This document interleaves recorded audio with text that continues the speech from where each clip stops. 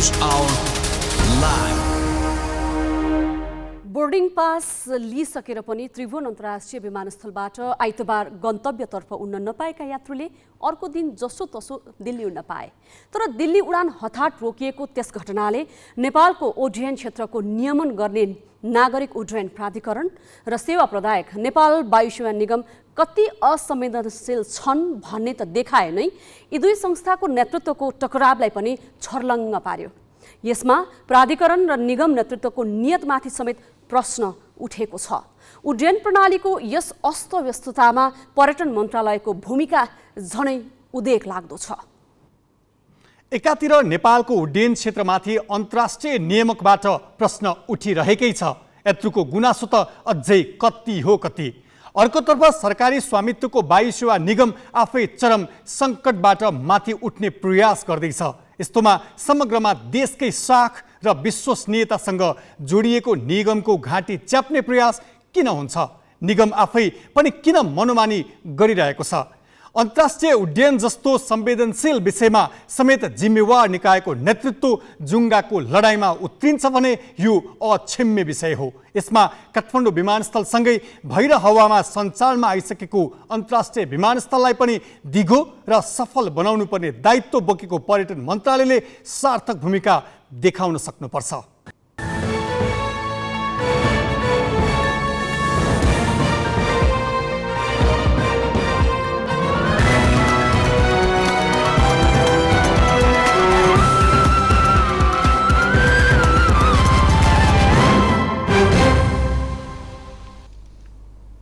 नमस्कार, यो हो ग्यालेक्सी न्यूज आवर। अब हेडलाइन्स।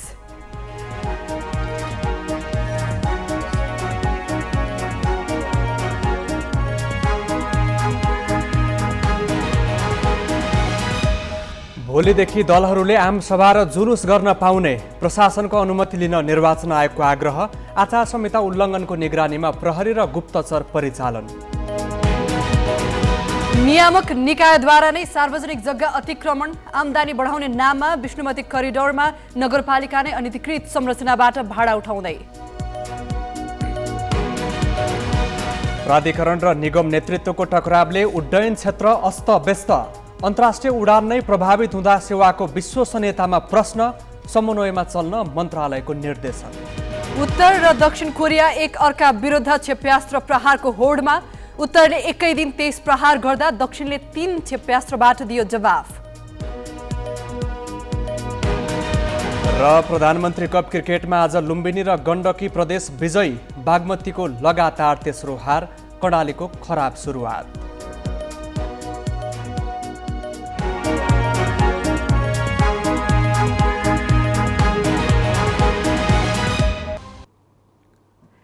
भोलि निर्वाचन प्रचारको दोस्रो चरण सुरु हुँदैछ। उम्मेदवारी दर्ता भयो यताको पहिलो चरणमा विभिन्न दल र उम्मेदवारलाई 25 जना भन्दा बढीको समूह नबनाई घरदैलो गर्न निर्वाचन आयोगले समय दिएको थियो। अब दोस्रो चरणमा भने दलहरूले जुलुस, आमसभा र कोड सभा पनि गर्न पाउनेछन्। तर जुलुस र आमसभा जस्ता प्रचार गतिविधि हुँदा निर्वाचन आयोगलाई भने आचार संहिता पालना गराउनु चुनौतीपूर्ण हुने देखिएको छ। मङ्सिर 4 गते हुने चुनावका लागि गत असोज 23 गते प्रत्यक्षतर्फको उम्मेदवारी दर्ता गरे लगत्तै विभिन्न राजनैतिक दल र उम्मेदवारहरूले घरदैलो तथा अन्य प्रकारका प्रचार गतिविधि गरिरहेका थिए। तर चुनावलाई अनावश्यक खर्चिलो र भड्किलो हुन नदिन निर्वाचन आयोगले 25 जना भन्दा बढीको समूहमा भेला र प्रचार गर्न रोकेको थियो। अब बिहिबारदेखि भने दलहरूले स्थानीय प्रशासनको अनुमति लिएर जुलुस, आमसभा र कोटसभा गर्न पाउनेछन्। आचार संहिताको परिधिभित्र रहेर गतिविधि गर्न आयोगले दलहरूलाई आग्रह गरेको छ। तोकिएको मापदण्डमा रही पत्र पत्रिकाका साथै अनलाइन सञ्चार माध्यममा पनि विज्ञापनबाट प्रचार प्रसार गर्न छुट पनि आयोगले दिएको छ। त्यसरी गरेको विज्ञापन खर्च पनि उम्मेदवारको निर्वाचन खर्चमा नै जोडिनेछ।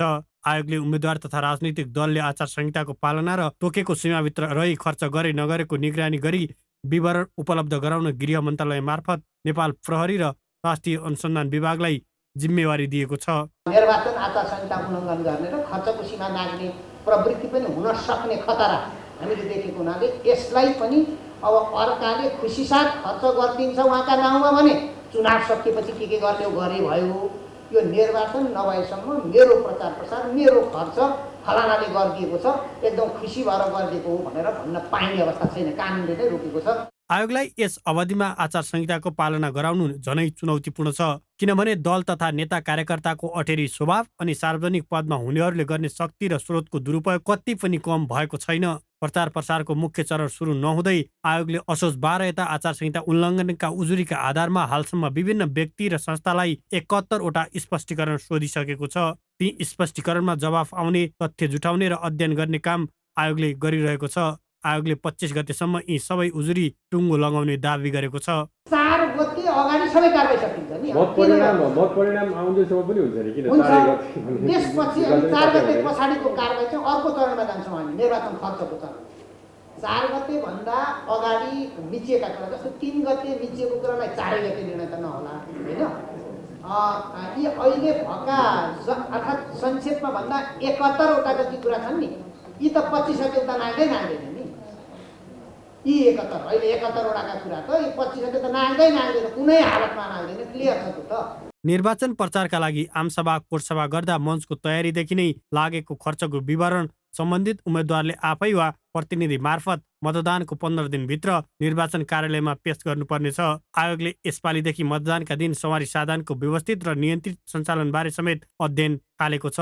राजनैतिक दल तथा उम्मेद्वारले निर्वाचन आचार संहिता पूर्ण रूपमा पालना गरे नगरेको अनुगमन गर्न आयोगले केन्द्रमा केन्द्रीय आचार संहिता अनुगमन समिति तथा जिल्लामा जिल्ला स्तरीय अनुगमन समितिलाई क्रियाशील तुल्याएको छ। अनुगमनकर्ताले उल्लङ्घन गरेको ठहर गरेमा सम्बन्धित स्थानमै कारबाही गर्न सक्ने अधिकार प्रत्यायोजन गरिएको आयोगको दाबी छ। तर अहिलेसम्म कारबाहीका नाममा झिना मसिना काममै सीमित आयोग ठूला दल र तिनका नेताले गर्ने गम्भीर उल्लङ्घनका घटनामा निर्मम बन्नेछ भन्ने विश्वास गर्ने आधार छैनन्, जुन कुरा स्थानीय चुनावमै देखिसकिएको छ। क्यामेरामा योगेश लामाका साथ अङ्गराज नेउपाने, ग्यालेक्सी फोके, काठमाडौँ।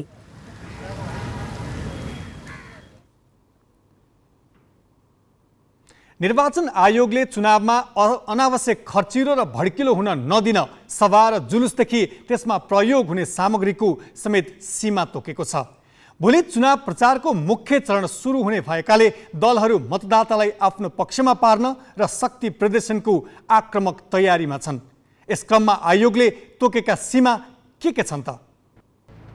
राजनीतिक दलहरूले चुनाव प्रचारका नाममा आफूखुसी सभा वा जुलुस गर्न पाउने छैनन्। निर्वाचन आयोगले चुनावी सभा गर्नु अघि स्थानीय प्रशासनलाई जानकारी दिन राजनीतिक दलहरूलाई भनेको छ। कुन दलको कुन ठाउँमा कस्तो प्रकारको आमसभा गर्न लागि हो भनेर प्रशासनलाई 24 घण्टा अगाडि नै जानकारी दिन आयोगको आग्रह छ। एउटा दलले अनुमति लिइसकेपछि त्यही स्थान र समयमा अर्को दलले त्यस्तै प्रकारको कार्यक्रम गर्न पाउने छैन। आयोगले दलहरूकै सहमतिमा जारी गरेको आचार संहिता अनुसार निर्वाचन प्रचारका क्रममा कुनै पनि दल वा उम्मेद्वारको पक्षमा भड्किलो प्रचार गर्न पाइने छैन। यस्तै कुनै पनि योजनाको शिलान्यास, उद्घाटन र सर्वेक्षण गर्न पनि आयोगले निषेध गरेको छ। कर्मचारी नियुक्ति, सरुवा बढुवा पदस्थापन गर्न पनि आयोगको आचार संहितामा वर्जित गरिएको छ। दलको चुनाव चिन्ह, झण्डा अंकित लोगो, स्टिकर, कपडा, टोपी, टी सर्ट, ज्याकेट, कमिज, गम्छा, ब्याज, मास्क, लकेट, झोला प्रयोग नगर्न पनि आयोगले भनेको छ। उम्मेद्वारले प्रचार प्रसारका क्रममा निर्वाचन अधिकृतको अनुमति नलिएका सवारी साधन प्रयोग गर्न पाउने छैनन्। प्रचार गर्दा बिहान 7 बजेपछि र साँझ 7 बजे अघिको समय प्रयोग गर्नुपर्नेछ। यसरी आफ्नो प्रचार गर्दा अरूको चरित्र हत्या हुने काम गर्न पाइँदैन। यति मात्र होइन, प्रचार प्रसार, आमसभा तथा जुलुसमा बालबालिकाको प्रयोग गर्नु आचार संहिता विपरीत हुन्छ। निर्वाचनमा प्रभाव पार्ने उद्देश्यले इन्टरनेट सञ्जालमा झुटा साइट र खाता सञ्चालन गर्न पनि आचार संहिताले रोक लगाएको छ। सुरक्षाकर्मी बाहेकका व्यक्तिले हात हतियार तथा प्रज्वलनशील पदार्थ प्रयोग गर्न पाउँदैनन्।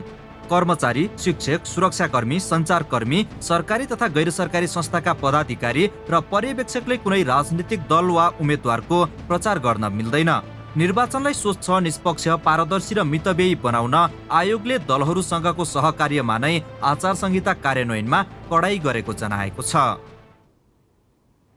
निर्वाचन आयोगले जारी गरेको आचार संहिता र तोकेको सीमा केवल देखाउनका लागि होइनन्, यिनको अक्षरशः पालना र प्रभावकारी अनुगमन आवश्यक छ। तर उल्लङ्घनकारीप्रति आयोगले लचकता देखाउँदा विगतमा बाहुबलीकै हालिमुहाली भएको अनुभव छ। अब त्यस्तो नहोस्। अब केही न्यूज संक्षेपमा। नाबालिग बलात्कारका अभियुक्त सन्दीप लामिछानेको थुन्चेक बहस आज सुरु भएको छ। जिल्ला अदालत काठमाडौँमा बुधबार सुरु भएको बहसका क्रममा सरकारी वकिलले लामिछानेलाई थुनामै राखेर मुद्दाको कारबाही अघि बढाउनुपर्ने बताएका थिए। लामिछानेले आफ्नो व्यक्तित्वबाट प्रभावित भएकी 17 वर्षीय नाबालिगलाई होटलमा लगेर परिबन्दमा पारी करणी गरेको पुष्टि भएकाले थुनामै राख्नुपर्ने जुकेर सरकारी वकिलले गरेका हुन्। लामिछानेका कानुन व्यवसायीले भने पीडित नाबालिग नभएको दावी गर्दै धरोटीमा छाड्न माग गरेका छन्। यसको प्रमाणस्वरूप उनीहरूले जन्म दर्तादेखि विद्यालयमा रहेको विवरण उल्लेख गरिएका कागजात पेश गरेका थिए। बहस आज नसकिएकाले भोलि पनि सुनवाई हुने गरी मुद्दा हेर्दैमा राखिएको छ। लामिछाने विरुद्ध गत भदौ 21 गते प्रहरी वृत्त गौशालामा नाबालिग बलात्कारको जाहेरी परेको थियो। असोज 20 गतेदेखि उनी प्रहरी नियन्त्रणमा छन्। प्रहरीको अनुसन्धान प्रतिवेदनका आधारमा सरकारी वकिलले लामिछाने विरुद्ध सोमबार अदालतमा मुद्दा दायर गरेका हुन्। वर्षौंदेखि अधुरै छोडिएको डडेलधुरा बस पार्क क्षेत्र प्रधानमन्त्री शेरबहादुर देउबा आउने भएपछि धमाधम बनाउन थालिएको छ। प्रधानमन्त्री देउबा आउने भएपछि अमरगढी नगरपालिकाले बस पार्क क्षेत्रमा रहेका खाल्डाखुल्डी पूर्ण सुरु गरेको हो। बस पार्कमा वाम लोकतान्त्रिक गठबन्धन डडेलधुराले आयोजना गर्ने सभालाई देउबाले सम्बोधन गर्ने तयारी छ। अन्य समयमा व्यवस्था गरेको बस पार्क क्षेत्रलाई देउबा आउने भएपछि टालटुल गर्नलाई जनताको आँखामा छारो हाल्ने काम भएको स्थानीयको बुझाइ छ। नेकपा एमालेका अध्यक्ष केपी शर्मा ओलीले आसन्न निर्वाचनमा आफ्नो पार्टीको एकल बहुमत नआए देशको दुर्भाग्य हुने चेतावनी दिएका छन्। ओलीले एमालेलाई राष्ट्रिय शक्तिको रूपमा स्थापित गरिएन भने देश दुर्भाग्यमा जाने मात्र होइन दुर्भाग्य भोग्नुपर्ने चेतावनी समेत दिए। उनले नेकपा एमाले बाहेक अर्को पार्टी राष्ट्रिय शक्ति हुनै नसक्ने जिकिर समेत गरे। काठमाडौँ 1 मा आज आयोजित चुनावी कार्यक्रमलाई सम्बोधन गर्दै ओलीले सर्वोच्च अदालतभित्र अराजकता मौलाएको दाबी समेत गरे। सरकारी तथा सार्वजनिक सम्पत्ति संरक्षणको प्रमुख दायित्व स्थानीय सरकारको हो। तर काठमाडौँको टोखा नगरपालिका आफै सार्वजनिक जग्गा मिचेर व्यापार गरिरहेको छ। विस्तृत नवराज पाण्डेबाट। सार्वजनिक जग्गा अतिक्रमण तथा दोहन विभिन्न व्यक्ति र संस्थाले मात्र गरिरहेका छैनन्, नियामक निकाय समेत यसमा कम छैनन्। काठमाडौँको गोङ्गबुमा टोखा नगरपालिका र सामुदायिक सेवा समितिले संरचना बनाएर मासिक 2 लाखभन्दा बढी भाडा असुल्दै आइरहेका छन्। स्थानीय सरकारकै संरक्षणमा मौलाएको अतिक्रमणले त्यस क्षेत्रमा विष्णुमती करिडोरको काम समेत रोकिएको छ। संविधानले नै सार्वजनिक सरकारी जग्गा संरक्षणको जिम्मा स्थानीय तहलाई दिएको छ। संविधानले दिएको दायित्व अनुसार सार्वजनिक जनिएर पूर्जा नै तयार भइसकेका जग्गाहरू संरक्षण गर्न त स्थानीय सरकार चुकेका छन् नै, त्यसको अवांछित दोहन पनि रोक्न सकेका छैनन्। काठमाडौँको टोखामा त स्थानीय सरकारले नदी उकास जमिनमा टहरा बनाएर भाडा असुल्दै आएको छ।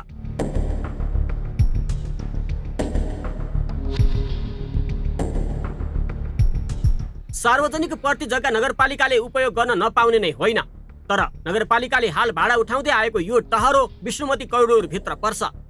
अधिकार सम्पन्न बागमती सभ्यता एकीकृत विकास समितिले तय गरेको मापदण्ड अनुसार हाल विष्णुमती नदी बगिरहेको ठाउँबाट 20 मिटर दायाँ बायाँ कुनै पनि संरचना बनाउन पाइँदैन, राख्न पनि मिल्दैन। विष्णुमती नदीको धार बालाजुतर्फ सर्दा नयाँ बस पार्कको पुल भन्दा उत्तरतर्फ करिब 1 रोपनी जग्गा खोला उकासको रूपमा रह्यो। साबिक गोङ्गबु गाविसले स्थानीय तह जनप्रतिनिधि विहीन रहेका बेला त्यही जग्गा काठमाडौँ उपत्यका निम्न व्यापारी सङ्घलाई पसल कवल सञ्चालन गर्न दिएको कागजातबाट देखिन्छ। करिब 1 करोड 30 लाख जतिको योजना त्यतिखेर बनाएको थियो सटर सहितको। त्यो बनाउँदा हामीलाई विष्णुमती करिडोरले 66 फिट भित्र चाहिँ स्थायी संरचना बनाउन नपाइने भनेपछि त्यतिखेर नगरपालिकाले हामीलाई पनि रोक्यो, हामी पनि रोक्यौँ र जस्तो अस्थायी संरचना जतिखेर पनि हटाउन सक्ने गरी मात्रै हामी रहेका छौँ। र हाम्रो चाहिँ भनेको यहाँ कुनै जबरजस्ती छैन, हामी विकास विरोधी पनि होइन, हामी चाहिँ यो संरक्षण गरेर नगरपालिकालाई नै यहाँ यदि हामी थिएनौँ भने सुकुम्बासीहरू आएर बस्थ्यो होला। 2055 सालदेखि नै काठमाडौँ उपत्यकाभित्रका नदी किनार खाली गरी तिनमा सडक बनाउने प्रक्रिया सुरु भइसकेकाले गोङ्गबु गाविसले सडक नै बनाउन बाधा पुग्ने गरेर त्यसरी हाट बजार सञ्चालन गर्न दिनु त्यति बेला नै गैर कानुनी थियो। गोङ्गबु गाविसले सुरु गरेको त्यो गैर कानुनी कार्यलाई हाल टोखा नगरपालिकाले पनि निरन्तरता दिइरहेको छ। उसले 82 वटा पसलबाट मासिक 400 रुपैयाँका दरले वार्षिक 3,93,600 उठाउँदै आएको मात्र छैन, अधिकार सम्पन्न बागमती सभ्यता एकीकृत विकास समितिको काममा समेत तगारो तेर्स्याइरहेको छ। अहिले त्यस ठाउँमा व्यापारीहरूले पसल कवल सञ्चालन गरेका त छन् नै, संस्थाको नाममा खोलैबाट जग हालेर पक्की संरचना समेत बनाएका छन्। जसले करिडोर विस्तारमा बाधा पुर्याइरहेको छ।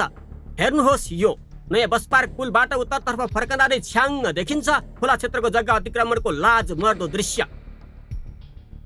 विष्णुमतीकै नदी उकालो जमिनमा सामुदायिक सेवा समितिले त अझ पक्की संरचना बनाएर भाडा असुलिरहेको छ। नयाँ बस पार्क क्षेत्रमा हुने अनुचित गतिविधि रोक्न र शान्ति सुरक्षा कायम राख्न 2060 सालमा समुदायकै साझेदारीमा सामुदायिक प्रहरी खडा गरिएको थियो। त्यसको संरक्षणको जिम्मा सामुदायिक सेवा समितिले लिएको छ। 4 वर्षदेखि नवीकरण समेत नभएको त्यो संस्था आफैमा अवैध त छँदैछ, सार्वजनिक जग्गाको भोगाधिकार समेत नलिएर अवैध रूपमा मासिक 1 लाख भन्दा बढी भाडा असुल्दै आइरहेको छ।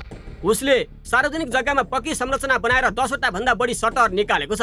नगरपालिका र सामुदायिक सेवा समितिले कसरी संरचना बनाएका छन् भन्ने थाहा पाउन फेरि एकपटक यो दृश्य हेरौँ।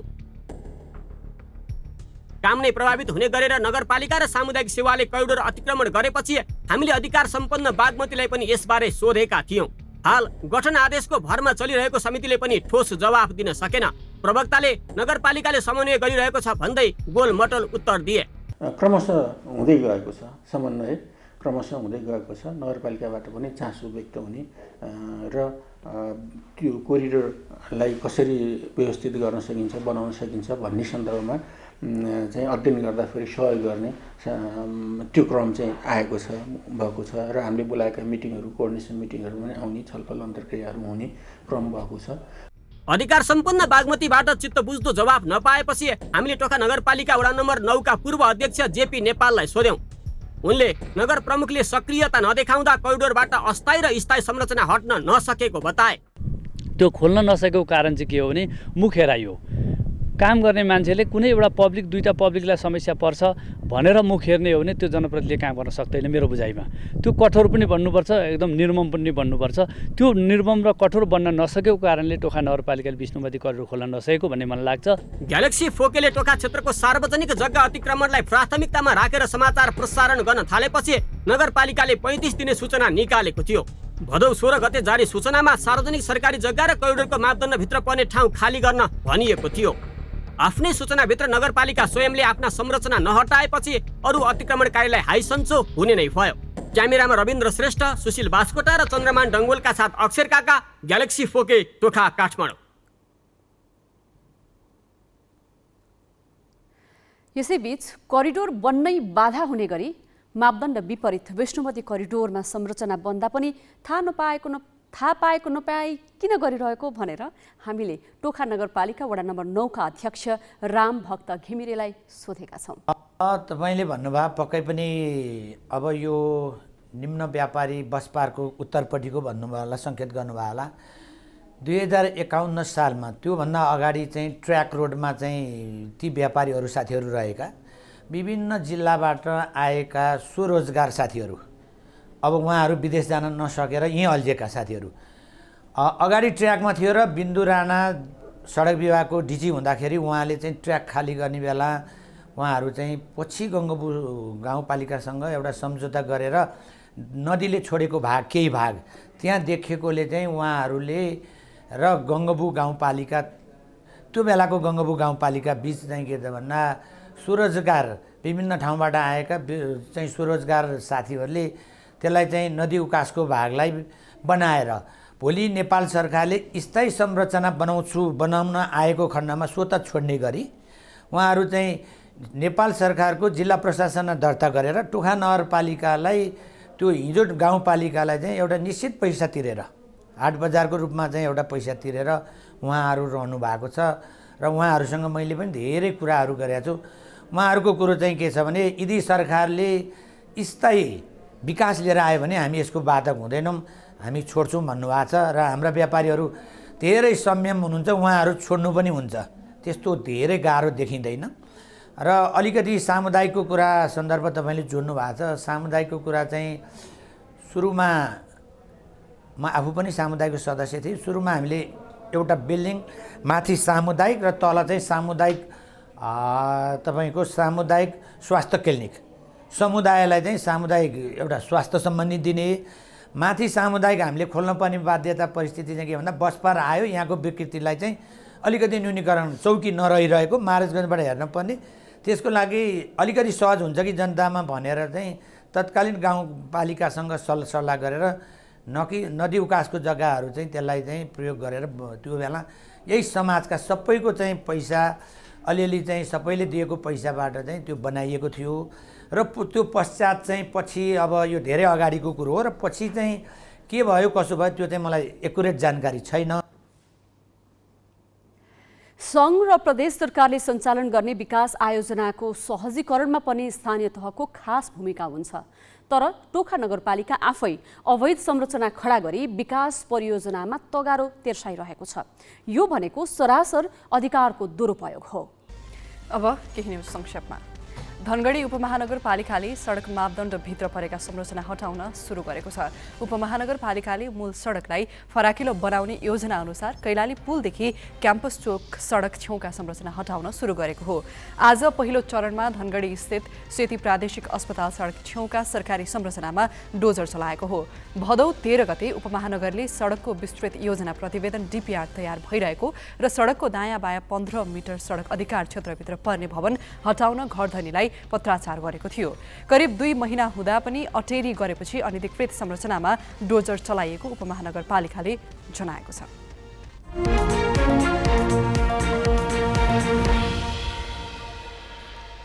शेयर बजार लगातार तेस्रो दिन पनि बढेर बन्द भएको छ। आज नेप्से 7.32 अङ्कले बढेर 1938 बिन्दुमा पुग्यो। पछिल्ला 3 दिनमा नेप्से 79.81 अङ्कले बढेको छ। सोमबार 16 अङ्कले बढेको नेप्सेमा मङ्गलबार 56 अङ्कको उच्च वृद्धि भएको थियो। आज बैंकिक व्यापार र निर्जीवन बीमा बाहेकका सबै उपसूचक बढेका छन्। कारोबार रकम पनि 1 अर्ब 46 करोड 79 लाख पुगेको छ।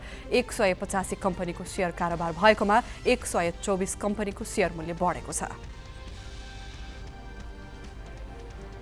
नयाँ दिल्लीका मुख्यमन्त्री अरविन्द केजरीवालले भौतिक संरचना निर्माण रोकेपछि मारमा परेका मजदुरलाई मासिक 5,000 रुपैयाँ दिने घोषणा गरेका छन्। मुख्यमन्त्री केजरीवालले श्रम मन्त्री मनीष सिसोदियालाई निर्माण गतिविधिमा प्रतिबन्धका कारण प्रभावित प्रत्येक निर्माण मजदुरलाई निर्वाहका लागि सजग हुने गरी रकम उपलब्ध गराउन निर्देशन दिएका हुन्। नयाँ दिल्लीमा प्रदूषणका कारण निर्माण गतिविधिमा रोकिएकाले दैनिक जालादारी गर्ने मजदुर प्रभावित भएका छन्। नयाँ दिल्लीको वायुको गुणस्तर खस्कदै गएपछि गत शनिबारदेखि भौतिक संरचना निर्माण निषेध गरिएको छ। बुधबार बिहान शहरको वायु गुणस्तर सूचकाङ्क 354 थियो, जुन अत्यन्तै खराब हो। तथ्याङ्क अनुसार नयाँ दिल्ली वरपरका सहर गुरुग्राम र नोएडामा पनि वायु प्रदूषण तीव्र रूपमा बढेको छ। उत्तर कोरियाले पहिलोपटक दक्षिण कोरियाको तटमा एकै दिन 23 वटा ब्यालिस्टिक क्षेप्यास्त्र प्रहार गरेको छ। दक्षिण कोरिया र अमेरिकाले संयुक्त सैन्य अभ्यास गरिरहेका बेला उत्तर कोरियाले ब्यालिस्टिक क्षेप्यास्त्र प्रहार गरेको हो। उत्तरले प्रहार गरेको छोटो दूरीको क्षेप्यास्त्र दक्षिणको सोक्सो सहरबाट करिब 60 किलोमिटर पर खसेको दक्षिण कोरियाले जनाएको छ। क्षेप्यास्त्र प्रहार भएपछि दक्षिण कोरियाले तटीय क्षेत्रका नागरिकलाई भूमिगत आश्रय लिन आग्रह गरेको छ। जवाफमा दक्षिण कोरियाले पनि उत्तर कोरियामाथि 3 वटा क्षेप्यास्त्र प्रहार गरेको छ। उत्तर कोरियाको आक्रमणको जवाफमा दक्षिण कोरियाले हावाबाट जमिनमा मार हान्ने क्षेप्यास्त्र प्रहार गरेको त्यहाँको सेनाले जनाएको छ। उत्तर कोरियाले यसअघि अमेरिका र दक्षिण कोरियालाई सैन्य अभ्यास रोक्न आह्वान गरेको थियो। पाकिस्तानका प्रधानमन्त्री शहबाज शरीफले बुधबार बेजिङमा चिनिया राष्ट्रपति सी जिनपिङसँग भेटवार्ता गरेका छन्। शरीफले राष्ट्रपति सी जिनपिङले चीनको ग्रेट हल अफ पिपुल्समा अर्थतन्त्र र लगानीमा बृहत सहयोग तथा क्षेत्रीय तथा विश्वव्यापी विकासका बारेमा छलफल गरेको सञ्चार माध्यमले जनाएका छन्। चीनको 2 दिने भ्रमणमा रहेका पाकिस्तानी प्रधानमन्त्री शरीफले चिनिया राष्ट्रपतिसँग भेट चीन पाकिस्तान आर्थिक करिडोर CPECमा सहकार्य विस्तार गर्ने विषयमा केन्द्रित रहेको बताएका छन्। 3000 किलोमिटर लामो CPEC मार्गले पाकिस्तानको पश्चिमी क्षेत्र बलुचिस्तानको ग्वादर बन्दरगाहलाई उत्तर पश्चिम चीनको सिजियाङ प्रान्तसँग जोड्छ। पाकिस्तान र चीनबीच द्विपक्षीय पहलले ऊर्जा, औद्योगिक र अन्य क्षेत्रहरूमा पूर्वाधार विकास पहलसँगै सडक, रेलमार्ग र पाइपलाइनहरूको सञ्जाल निर्माण गर्ने रोइटर्सले जनाएको छ। युक्रेनसँग भएको अन्न निर्यात सम्झौता पुनः कार्यान्वयन गर्न रुस सहमत भएको छ। टर्कीका राष्ट्रपति तैयब एर्दोगानले संयुक्त राष्ट्र सङ्घको मध्यस्थतामा युक्रेनी अन्न निर्यात सम्झौतामा रुसले बुधबारबाट पुनः सहभागिता जनाएको बताएका हुन्। मङ्गलबार रुसी राष्ट्रपति भ्लादिमिर पुटिन र एर्दोगान बीच भएको फोन वार्ता र दुवै देशका रक्षा मन्त्रीहरू बीच भएको पटकको कुराकानीपछि रुस सहमत भएको हो। टर्की र संयुक्त राष्ट्र सङ्घको मध्यस्थतामा जुलाईमा रुस र युक्रेन अन्न निर्यात सम्झौता गरेका थिए। सम्झौता नोभेम्बर 19मा सकिँदैछ। रुसले ब्ल्याक सी हुँदै अन्न निर्यात गर्ने सम्झौताबाट बाहिरिएको 4 दिनपछि पुनः सहमति जनाएको हो। युक्रेनमा रुसी आक्रमण र बन्दरगाहहरूमा भएका नाकाबन्दीको असर विश्वभरि परेको छ।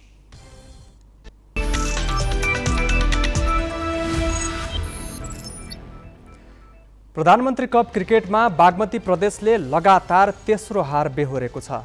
मुलपानी मैदानमा बागमती आज लुम्बिनीसँग 8 विकेटले पराजित भयो। लुम्बिनीले भने विजयी सुरुवात गरेको छ। बागमतीले दिएको 155 रनको लक्ष्य लुम्बिनीले 35 ओभर 4 बलमा 2 विकेट गुमाएर पुरा गर्यो। लुम्बिनीका कप्तान देव खनालले 77 र सन्दीप रजालीले 29 रनमा अभिजित रहे। टस जितेर पहिले ब्याटिङ गरेको बागमतीले 38 ओभर 1 बलमा सबै विकेट गुमाएर 154 रन बनाएको थियो। बागमतीका कप्तान ज्ञानेन्द्र मल्लले 33, दुर्गेश थापाले 32 र आशुतोष घिरैयाले 22 रन जोडे। बागमतीलाई सस्तैमा समेट्न अनिल खरेलले 4 तथा विशाल विक्रम केसी र अभिषेक गौतमले 2-2 विकेट लिए। अर्को खेलमा गण्डकी प्रदेशले कर्णालीलाई 32 रनले पराजित गर्यो। गण्डकीले दिएको 209 रनको लक्ष्य पछ्याएको कर्णालीले 47 ओभरमा सबै विकेट गुमाएर 176 रन मात्र बनायो। कर्णालीका हिमांशु साईले सर्वाधिक 69 रन जोडे। बलिङमा सुभाष भण्डारी र चन्द्र पौडेलले 3-3 विकेट लिए। टस हारेर पहिले ब्याटिङ गरेको गण्डकीले 50 ओभरमा 9 विकेट गुमाएर 208 रन जोडेको थियो। गण्डकीका अभिषेक बस्नेतले 51 रनको अर्धशतकीय इनिङ खेले। त्यस्तै अर्जुन कुमारले 49, विधान श्रेष्ठले 46 रन जोडे। बलिङमा अनुज चनराले 4, प्रकाश जैसीले 3 र दिनेश अधिकारीले 2 विकेट लिए। गण्डकीले लगातार दोस्रो जित निकाल्दा कर्णालीले खराब सुरुवात गर्यो। T20 विश्वकप क्रिकेटमा भारत सेमिफाइनल नजिक पुगेको छ। आज भएको खेलमा बङ्गलादेशलाई डरकोथ लुइस पद्धतिको आधारमा 5 रनले पराजित गर्दै सेमिफाइनल नजिक पुगेको हो।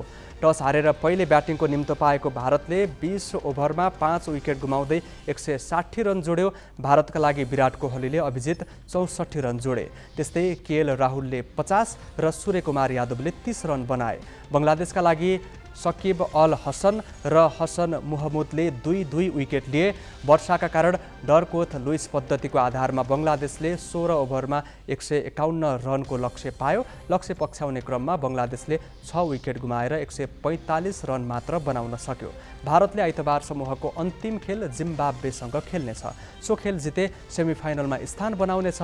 आज भएको अर्को खेलमा नेदरल्यान्ड्सले जिम्बाब्वेलाई 5 विकेटले पराजित गर्दै प्रतियोगितामा सान्तुना जित निकालेको छ। युएफा च्याम्पियन्स लिगमा आज राति समूह चरणका अन्तिम 8 खेल हुँदैछन्। राति 11:30 बजे समूह एफ अन्तर्गतको खेलमा रियल मड्रिडले सेल्टिक र शख्तर डोनेट्स्कले आरबी लेप्जिग विरुद्ध प्रतिस्पर्धा गर्नेछ। रियल 1 खेल अगावै नकआउट चरणमा पुगिसकेको छ।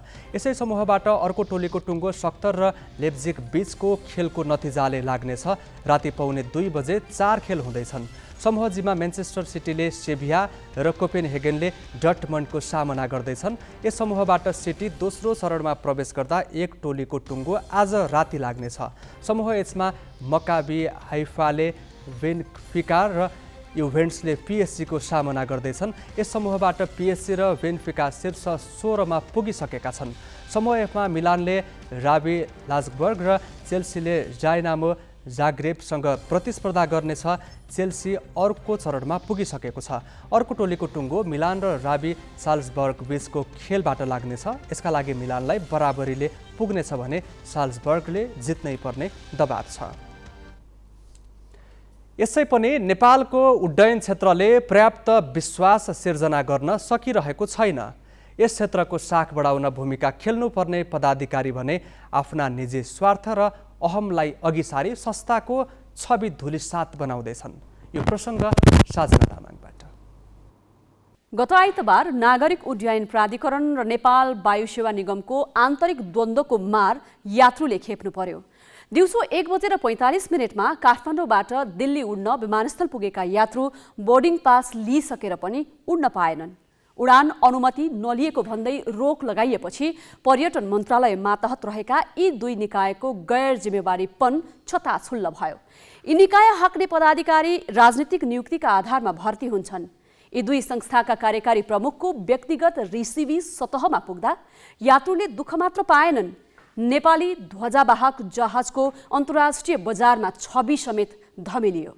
नागरिक उड्डयन प्राधिकरणले आफूले दिएको निर्देशन पालना नगरेको भन्दै आइतबार दिल्लीको उडान नै रद्द गर्यो, जसले उड्नका लागि बोर्डिङ पास बनाएर उड्न तम्तयार यात्रु मारमा परे भने दुई सरकारी निकाय बीचको झगडा सतहमा आयो। यसअघि प्राधिकरणले त्रिभुवन अन्तर्राष्ट्रिय विमानस्थलबाट दैनिक 3 उडान गर्ने अन्तर्राष्ट्रिय वायुयानले गौतम बुद्ध अन्तर्राष्ट्रिय विमानस्थलबाट पनि 1 उडान गर्नुपर्ने कार्यतालिका बनाएको थियो। निगमले प्राधिकरणको सो आदेश अटेरी गर्यो भने उडान अनुमति लिइसकेका यात्रुलाई जान नदिएर प्राधिकरणले सामान्य मानवीय संवेदना पनि देखाएन। यी दुई संस्था पर्यटन मन्त्रालय मातहतकै हुन्। मन्त्रालय अन्तर्गतकै निकाय बीच कुरो नमिलेको यो घटनाले प्रश्न उब्जाएको छ। नेपाल नागरिक उड्डयन प्राधिकरणले नेपाल वायुसेवा निगमलाई भैरवाबाट पनि उडान गर्नुपर्छ, अब हप्तामा 14वटा फ्लाइट दिएको दिल्लीको त्यसलाई चाहिँ झारेर 10वटा मात्रै टिआईबाट गर्ने भनेर चिठी पत्र पठाएको रहेछ। त्यसपछि फेरि वायुसेवा निगमले पनि होइन, हामीलाई त अलिकति समय चाहिन्छ, त्यसैले हामी डिसेम्बरबाट मात्रै भैरवाबाट उडान गर्न सक्छौँ भनेर फेरि पत्रचार गरेको रहेछ र त्यो एउटा फ्लाइट प्लान पेस गर्नुपर्ने हामी चाहिँ पेस गर्छौँ भनेर रहेछ। अलिकति दुईटा निकाय बीचमा संवाद र समन्वय चाहिँ नभएको पक्कै पनि हो। प्राधिकरणका महानिर्देशक प्रदीप अधिकारीलाई अघिल्लो साल माघमा तत्कालीन पर्यटन मन्त्री प्रेम आलेले नियुक्त गरेका थिए। त्यस्तै 1 वर्ष अघि मन्त्री आलेकै पालामा युवराज अधिकारी निगमको कार्यकारी अध्यक्षमा नियुक्त भए पनि गत असारमा उनलाई सरकारले निलम्बन गर्यो। तर सर्वोच्च अदालतले सरकारको निर्णय उल्ट्याइदिएपछि उनी पुनः निगम फर्किएका छन्। हाल यी दुई अधिकारी बीचको सम्बन्ध पानी बाराबार भएको दुवै संस्थाका कर्मचारी बताउँछन्। संवेदनशील सरकारी निकायका प्रमुख बीचको व्यक्तिगत रिसिभीका कारण संस्था धराशायी बन्दै गएको छ। आइतबारको घटनालाई लिएर सोमबार पर्यटन मन्त्री जीवनराम श्रेष्ठले छलफलमा डाकेपछि सुरुमा दुवै एकै ठाउँ बस्न इच्छुक देखिएनन्। मन्त्री श्रेष्ठले दुई संस्थालाई समन्वय गरेर अघि बढ्न र आगामी दिनमा यस्तो समस्या उत्पन्न हुन नदिन निर्देशन नै दिनु पर्यो। उडान गर्नको लागि तत्कालै आजभोलि नै गर भनेको पनि होइन, फेरि नागरिक उड्डयन प्राधिकरणले केही समय चाहिँ दिएको नै थियो। तर पनि दुईटा निकाय बीचमा अलिकति छलफल भएर केही समय चाहिँ दिएको ग्रेस टाइम अथवा प्रिपेरेसनको लागि समय दिएको भए पनि संवादबाट छलफल गरेको भए राम्रै हुन्थ्यो। र अर्को कुरा चाहिँ के भने अब बोर्डिङ लिइसकेको प्यासेन्जरहरूलाई चाहिँ समस्या भयो, त्यसको लागि वायुसेवा निगमले क्षमा याचना पनि गरिसकेको छ। मन्त्रालयले दुईटै निकायको पदाधिकारीहरूलाई बोलाएर यहाँ छलफल पनि गर्यो र यस्तो किसिमको गल्ती कमजोरीहरू अब दोहोरिन नदिने भनेर निर्देशन पनि दिएको अवस्था छ। साथसाथै वायुसेवा निगमले अब यही हप्ताभित्रमा चाहिँ फ्लाइट प्लान पनि पेस गर्नुपर्छ नयाँ भैरवाबाट उडान गर्नुको लागि। गत आइतबार र सोमबारको उडान रद्द गर्नु पूर्व निगमलाई जानकारी दिएको प्राधिकरणको दाबी छ। प्राधिकरणले अन्तर्राष्ट्रिय उड्डयन संगठन आइकाओको सुरक्षा मापदण्ड र प्राधिकरणको कानुन उल्लङ्घन गरेको ठहर गरेर सोही दिन 24 घण्टे स्पष्टीकरण समेत सोधेको छ। यता निगमले यात्रुसँग क्षमा याचना गरे पनि स्पष्ट कारण भने खुलाएको छैन। यद्यपि अलपत्र परेका यात्रुलाई 1 दिनपछि अर्को जहाज मार्फत सम्बन्धित गन्तव्य पुर्याइएको छ, तर ती यात्रुले भोगेको मानसिक तनाव र निगमले गरेको खर्च निकै ठुलो छ। राजनीतिक भर्ती भएका दुई संस्थाका प्रमुखको जुवारीका कारण भएको यो घटनाले राज्यले आर्थिक मात्र होइन प्रतिष्ठामा पनि कति ठुलो क्षति बेहोर्नु पर्यो भन्ने छर्लङ्ग भएको छ। यति संवेदनशील घटना हुँदा समेत जिम्मेवार दुई निकायका प्रवक्ताले भने मिडिया सामु बोल्न चाहेनन्। क्यामेरामा योगेश लामाका साथमा मिलन बुढाथोकी, ग्यालेक्सी फोके, काठमाडौँ। आसन्न निर्वाचन जित्नकै लागि फरक सिद्धान्त बोकेका नेकपा एमाले र राष्ट्रिय प्रजातन्त्र पार्टी चुनावी तालमेलमा छन्। राप्रपाले एमाले अध्यक्ष केपी शर्मा ओलीलाई झापा 5 मा सघाइरहेको छ भने एमाले राप्रपालाई झापा 3 मा मात्र होइन रूपन्देही र बाँकेमा प्रतिनिधि सभाका एक-एकवटा निर्वाचन क्षेत्रमा मैदान खाली गरिदिएको छ। एमाले राप्रपाका लागि प्रदेश सभाका 6 वटा निर्वाचन क्षेत्र छुट्याइदिएको छ। आफ्नो जित सहज बनाउन राप्रपासँग तालमेल गरेका एमाले अध्यक्ष ओलीले पार्टीका अन्य नेतालाई भने एक्लै मैदानमा उतारेका छन्।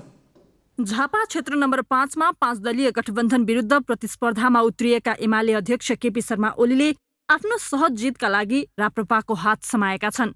यति मात्र होइन, पछिल्लो समय झापा दौडाहामा रहेका ओलीले अधिकांश कार्यक्रममा एमालेको इज्जतकै लागि भए पनि राप्रपालाई जिताउनु पर्ने भनिरहेका छन्। यस क्षेत्र नम्बर 3 मा सङ्घमा राजेन्द्र लिङ्गदेनजीलाई अत्यधिक मतले विजयी बनाउनुहोस्। त्यो देशको हितको निम्ति हुनेछ, देशको रक्षाको निम्ति हुनेछ, देशको विकासको निम्ति हुनेछ। तपाईँले कुनै ठुलो लडाइँ गर्नु पर्दैन, तपाईँको भोट अहिले मैले भनेका ठाउँमा हालिदिए पुग्छ।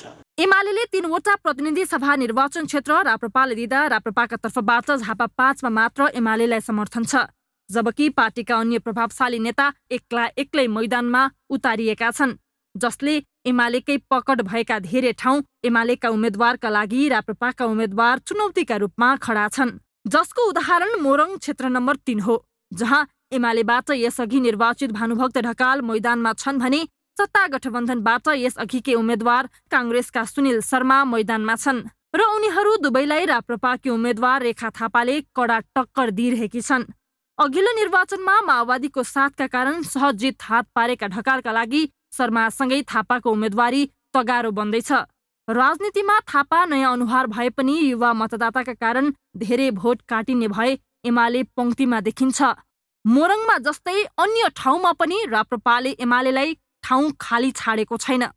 स्थानीय निर्वाचनमा काठमाडौँ उपत्यकामा राप्रपाले एकल जित हात पारेको शङ्खरापुर नगरपालिका काठमाडौँ 2 मा पर्छ, जहाँ एमालेको पकड भए पनि राप्रपाको समेत राम्रै मत छ। तर एमाले राप्रपा तालमेल छैन। आवश्यकताका आधारमा कुनै जिल्ला विशेषमा जिल्ला तहको नेतृत्वले बसेर सरसल्लाह गर्दा दुवैले त्यो महसुस गरे, एउटाले अर्कालाई सपोर्ट गर्ने, कुनै एक ठाउँमा अर्काले अर्कालाई गर्ने खालका कुरा मिल्दा त्यो तालमेल हुने भयो। अब यहाँ त्यो चाहिँ हुन सकेन, भएन भनौँ न। महासचिव शङ्कर पोखरेलको क्षेत्र होस् या सचिव गोकर्ण विष्ट, सत्ता गठबन्धनसँगै राप्रपाका उम्मेद्वारसँग पनि प्रतिस्पर्धा गरिरहेका छन्। अध्यक्षका हकमा जस्तै अन्य ठाउँमा पनि तालमेल गर्न सकेको भए जित सहज हुने थियो भन्ने धेरैलाई लागेको छ। यद्यपि उनीहरू एक्लै भए पनि चुनाव जित्ने दाबी गरिरहेका छन्। निर्वाचन हामी जित्नैका निम्ति उठेको, यो देशमा एमालेको बहुमतको सरकार नभएसम्म यो देश शान्ति र स्थिर हुँदैन भन्ने हाम्रो राजनीतिक दृष्टिकोण नै हो।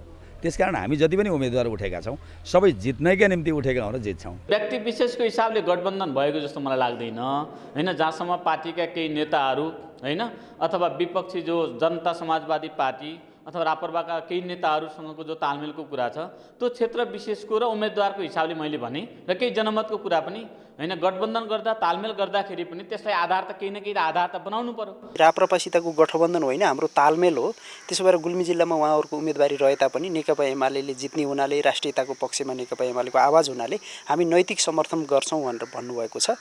राप्रपाको शक्ति मिसिँदा हामीले राम्रै हुन्छ भन्ने ठानेका छौँ, तर नेकपा एमाले एक्लै जित्ने शानदार ढङ्गले विजय हासिल गर्ने स्थिति रहेको छ। राप्रपा लगायतका केही दलहरूसँग चाहिँ सहकार्य गरेर तालमेल गरेर जान सकेको भए हाम्रो लागि चाहिँ अझै राम्रो हुने थियो। हामीले अझै धेरै मत चाहिँ एमालेको पक्षमा चाहिँ ल्याउन सक्थ्यौँ होला। देशभरका 141 निर्वाचन क्षेत्रमा उम्मेदवारी दिएको एमालेका लागि यो निर्वाचन सहज पक्कै छैन। तर अध्यक्ष ओलीले आफ्ना हकमा गरे जस्तै अन्य नेताका ठाउँमा पनि तालमेल गरिदिएको भए जित सहज हुने थियो भन्ने धेरैलाई लागेको छ। जिल्ला सहकर्मीहरूका साथमा सृजना घिमिरे, ग्यालेक्सी 4K, काठमाडौँ।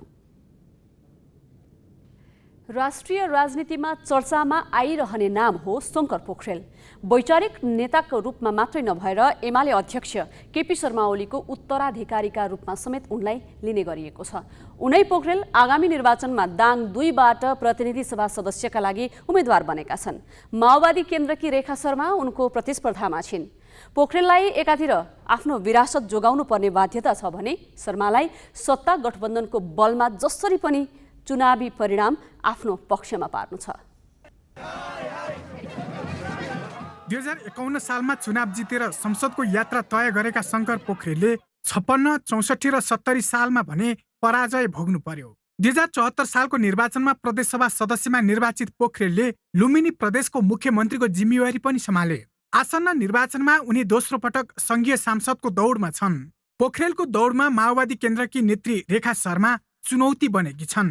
पार्टीभित्र प्रतिभाशाली नेताको रूपमा परिचित शर्मा यसअघि समानुपातिकबाट सांसद हुँदै मन्त्री समेत भइसकेकी छन्। प्रत्यक्ष निर्वाचनमा भने उनको यो पहिलो परीक्षा हो। सत्ता गठबन्धनको साथले हौसिएकी शर्माले अहिलेको निर्वाचनलाई अवसर भनेकी छन्।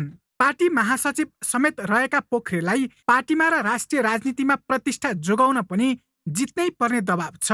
स्थानीय तह निर्वाचनमा पालिका प्रमुखमा आफ्ना दलका उम्मेद्वारलाई जिताउन गरेको मेहनत र प्राप्त उपलब्धिले उनको आत्मविश्वास बढेको छ। पहिलो कुरा त लड्ने होइन, उठ्ने हो। चुनाव उठ्ने हो र जित्ने हो। त्यसले गर्दाखेरि अब लड्ने छुट छैन, यति बेला जित्नुपर्छ, देशले जित्नुपर्छ। मुख्य प्रश्न त्यो हो। अब कति पटक भन्ने कुरा चाहिँ स्वाभाविक रूपमा पार्टीको फैसलामा भर पर्छ।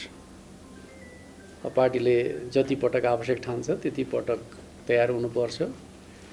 पार्टीले चाहिँ अब अहिले होइन भन्यो भने सहज ढङ्गले स्वीकार गर्नुपर्छ। पहिलो पटक दाङका मतदाता सामु परीक्षा दिइरहेकी शर्मालाई नेपाली काङ्ग्रेस, एकीकृत समाजवादी र जनमोर्चाको साथ छ। स्थानीय निर्वाचनमा जस्तो अहिले गठबन्धनमा किचलो नरहेका कारण जित सहज हुनेमा उनी पनि ढुक्क छिन्। मैले जित्ने आधार भने पहिलो कुरा गठबन्धन हो हैन। हामी दाङमा तपाईले हेर्नुभयो भने नेपाली काङ्ग्रेस, माओवादी केन्द्र, राष्ट्रिय जनमोर्चा, त्यसपछि नेपाल कम्युनिस्ट पार्टी, एकीकृत समाजवादी, 4 पार्टीको तर्फबाट एक्लो उम्मेदवार छु म हैन। त्यसो हिसाबले हाम्रा सबै मतदाताको जनसङ्ख्या हेर्नुभयो भने, सबै हेर्नुभयो भने पनि जितको पहिलो आधार त्यो हो। वैशाखमा भएको स्थानीय निर्वाचनको मत परिणामलाई आधार मान्दा दाङ 2 मा प्रतिस्पर्धा रोचक नै हुने देखिन्छ। स्थानीय निर्वाचनमा सत्ता गठबन्धनका वडाध्यक्ष उम्मेद्वारहरूले 36,146 मत पाएका थिए। एमालेका वडाध्यक्ष उम्मेद्वारले भने 33,593 मत प्राप्त गरेका थिए। 2500 हाराहारीमा मात्रै शर्माको पक्षमा बढी मत छ। लुम्बिनी प्रदेशको राजधानी दाङमा राख्ने निर्णय गराउन भूमिका खेलेको जस पोखरेललाई मिल्ने भएकोले पनि उनलाई फाइदा हुने एमालेजनको बुझाइ छ। यद्यपि परिणाम कसको पक्षमा आउँछ त्यसका लागि मङ्सिर 4 सम्म पर्खिनै पर्छ। क्यामेरा पर्सन नारायण नेपालको साथमा दाङबाट रोशनमान श्रेष्ठको रिपोर्ट। सामाजिक सञ्जाल ट्विटरमा खाता प्रमाणित भएका प्रयोगकर्ताले मासिक अब उपरान्त $8 शुल्क तिर्नुपर्ने भएको छ। अर्थात् खाता प्रमाणित भएको सङ्केत चिन्ह अर्थात् नीलो रङको रेजा लगाइदिए बापत ट्विटरले अब शुल्क लिने भएको हो। एलन मस्कले ट्विटर खरिद गरेपछि व्यवस्थापनदेखि प्रयोग नीतिमा समेत परिवर्तन गरिएको छ। त्यसको असर के हुन सक्छन् त? 44 अर्ब अमेरिकी डलरमा सामाजिक सञ्जाल ट्विटर खरिद गरेका एलन मस्कले कम्पनीमा थुप्रै परिवर्तन गर्न चाहेका छन्। ट्विटरका प्रमुख कार्यकारी अधिकृत समेत रहेका मस्कले ठगी नियन्त्रण गर्नका लागि शुल्क निर्धारण अपरिहार्य रहेको बताएका छन्। उनले हरेक देशको आर्थिक अवस्था र क्रय शक्तिलाई पनि मध्यनजर गरी शुल्क निर्धारण गरेको बताएका छन्। मस्कले आगामी दिनमा पैसा तिर्ने प्रयोगकर्ताले लामो अडियो भिडियो पनि पोस्ट गर्न सक्ने लगायतका धेरै सुविधा दिने जानकारी गराएका छन्।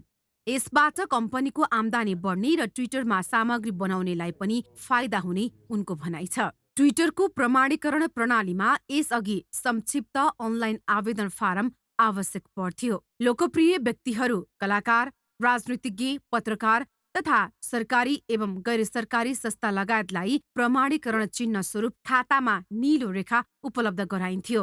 अब जोसुकैले पनि प्रमाणीकरणका लागि मासिक शुल्क बुझाउनु पर्ने नीति ट्विटरले लिएको छ। वर्षौंदेखि नाफा नकमाइरहेको भनिएको ट्विटरको व्यवसाय पुनर्संरचना अन्तर्गत मस्कले चालेको यस कदमको आलोचना पनि भइरहेको छ।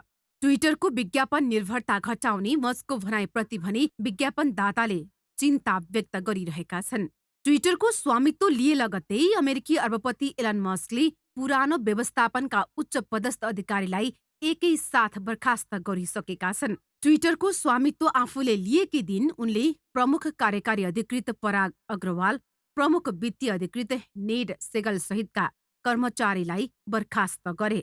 मानव संसाधन, बजार व्यवस्थापन र ग्राहक व्यवस्थापन विभागका प्रमुखले पनि ट्विटर छाडिसकेका छन्। मस्कले आफ्नो नयाँ नीतिलाई सहज कार्यान्वयन गराउन विश्वासपात्र इन्जिनियरहरूलाई भित्र्याइरहेका छन्। कर्मचारी कटौतीको योजना अघि सारेका मस्कले आफ्ना विश्वासपात्रलाई धमाधम भित्र्याइरहँदा ट्विटर परिमार्जनका लागि धेरै नै फेरबदल ल्याउने अनुमान गरिएको छ। त्यसो त ट्विटरमा आएको उथलपुथलपछि विश्वका ठूला मध्येका विज्ञापन कम्पनीहरूले ट्विटर छाडेका छन्। विज्ञापन बजारमा वार्षिक $40 अर्ब बराबरको कारोबार गर्ने कम्पनी आइपिजीले तत्कालै ट्विटरमा विज्ञापन नगर्न आफ्ना ग्राहकलाई सुझाएको छ। मस्कले ट्विटरको नीतिमा नै परिमार्जन गरेपछि विज्ञापनदाताहरूले सहकारी अन्त्य गर्न खोजेको अनुमान गरिएको छ। International bureau, galaxy 4K। हामी ग्यालेक्सी न्युज आवरको अन्त्यमा छौँ। जाँदा जाँदै हेडलाइन्स।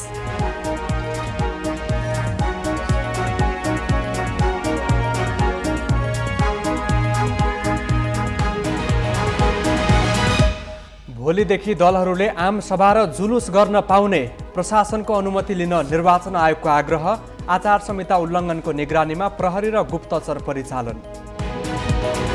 नियामक निकायद्वारा नै सार्वजनिक जग्गा अतिक्रमण आम्दानी बढाउने नाममा विष्णुमती करिडोरमा नगरपालिका नै अनधिकृत संरचनाबाट भाडा उठाउँदै। प्राधिकरण र निगम नेतृत्वको टकरावले उड्डयन क्षेत्र अस्तव्यस्त। अन्तर्राष्ट्रिय उडानै प्रभावित हुँदा सेवाको विश्वसनीयतामा प्रश्न। समन्वयमा चल्न मन्त्रालयको निर्देशन। उत्तर र दक्षिण कोरिया एक अर्का विरुद्ध क्षेप्यास्त्र प्रहारको होडमा। उत्तरले एकै दिन 23 प्रहार गर्दा दक्षिणले 3 क्षेप्यास्त्रबाट दियो जवाफ। र प्रधानमन्त्री कप क्रिकेटमा आज लुम्बिनी र गण्डकी प्रदेश विजयी। बागमतीको लगातार तेस्रो हार, कर्णालीको खराब सुरुवात।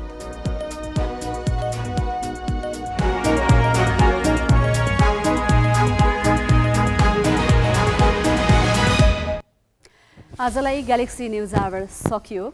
नमस्ते।